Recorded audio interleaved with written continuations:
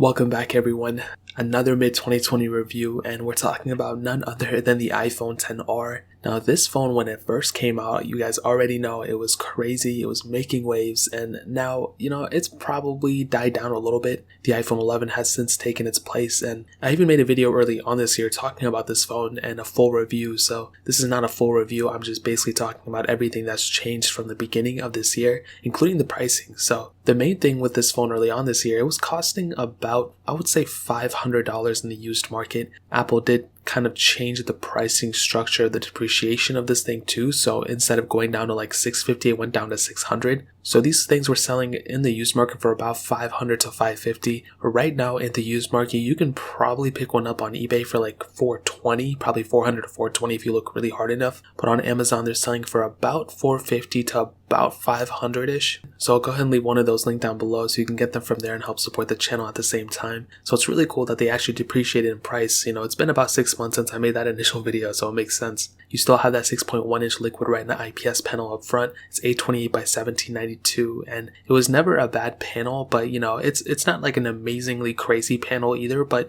I think for the most part it gets the job done for sure. I think for a lot of people it's just one of those things that if they're getting the iPhone XR, they probably don't care about the screen or anything, which is totally okay. Like, it's really not even that big of a deal, so it totally makes sense. So you still have True Tone on it, which is really nice. They still have Face ID notch and everything, which still has held up perfectly well. A lightning port on the bottom, glass on the back with a single camera setup, and overall the phone still feels perfectly fine. I'm curious to see how these phones are going to feel once the new iPhone 12s come out, because those are going to be a totally different breed. Apparently still gonna have the notch, but apparently smaller notches, but they're going to be flat-sided with OLED displays, so it'll be very interesting to see how those phones pair up against these ones in the future. So IP67 dust and water resistance, we still have it on this thing too. So in terms of the outside, that really pretty much covers it. Nothing else crazily has changed, no horrible things like that. Actually, funny enough, my iPhone XR, my blue one that I made a ton of videos on, you guys probably seen it, I accidentally threw it away, which kind of sucks, and I'm kind of sad about it, so I had to buy another one. But if you guys find a blue iPhone XR in the trash, it probably belongs to me, but you guys can have it. In terms of software, this thing started off with iOS 12. Right now it is upgradable to iOS 13.5.1. I don't know when we're going to get that next update, probably in the next couple weeks. But a very cool thing, and the software has been perfectly fine. I really haven't had any issues with it, no random reboots, no nothing. But probably the best thing about this software is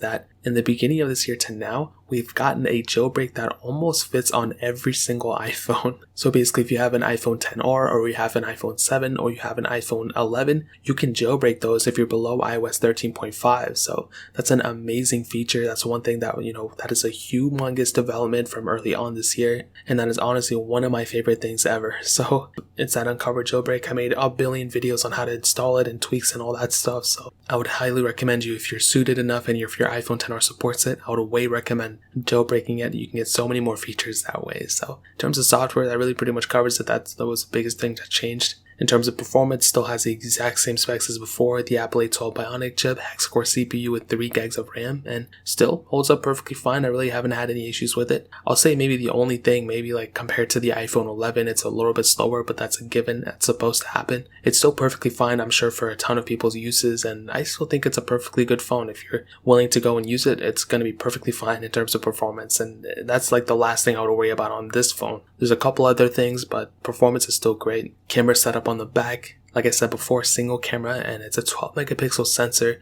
You can do 4K up to 60, which is awesome. And like I stated before, man, like it's a good camera setup for a single camera, but it would have been really nice if we had the option of getting a telephoto or an additional ultra wide sensor or whatever the case is. That would have been really, really cool. We don't have that obviously on this phone, but it is what it is. I'm not freaking out about it too much. This phone came out in 2018, so there's nothing we can do about it now. 7 megapixel camera up front, and you can do 1080p at 60 on that one, which is really cool. So really, when it comes down to it, the camera setup and everything, I think it's more of a thumbs up than a thumbs down in my opinion. And to get off with the battery life, this thing has a 2,942 mAh battery, and definitely not a bad sized battery, but I would definitely say it's a good battery for this type of phone. It doesn't have a crazy operating system, it doesn't require way higher resources, doesn't have a huge screen. It's a very modest phone, and because of that, the battery life was probably one of the better battery lives of any iPhones at the point of this release. Now I think it's overshadowed by the 11 Pro Max and definitely the iPhone 11, but ultimately, man, this phone is still completely worth it. There's a ton of things still going on with it, and in my opinion, it's probably a perfect pickup for a ton of people, especially when you consider the depreciation that's happened with this phone. So that really pretty much covers it up, guys. If you have any other questions or anything, let me know in the comment section below. Hit the like button, that would mean so much, but definitely hit that subscribe button. Every single subscriber that we get really does count, so it means so much if you guys can hit that. Also check out the other links down in the description as well. My Twitter, my Instagram, my second channel, all those links are linked down below.